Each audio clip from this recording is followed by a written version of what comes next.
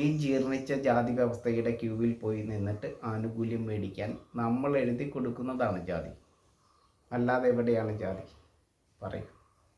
വിവാഹം മുടങ്ങുന്നത് ജാതിയുടെ പേരിലല്ല, ജാതി ചിന്തയുടെ മാത്രം പേരിലല്ല വിവാഹങ്ങൾ കേരളത്തിൽ മുടങ്ങുന്നത്.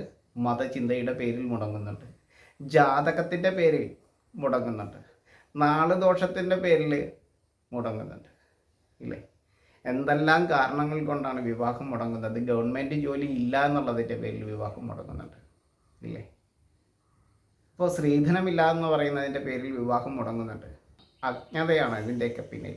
അല്ലാതെ നമ്മൾ ഉദ്ദേശിക്കുന്ന പോലെ ജാതി ചിന്ത മാത്രമല്ല, അന്ധവിശ്വാസം, അറിവില്ലായ്മയാണ് ഇതിൻ്റെ പ്രധാന കാരണം. എല്ലാവരുടെയും അറിവിലേക്ക് വേണ്ടിയിട്ട് ഞാൻ പറയാണ്, എന്താണ് ചാതുർവർണ്ണ്യം? ആ ചാതുർവർണ്ണ്യത്തിൽ നിന്നാണ് ജാതി ജനിച്ചത്.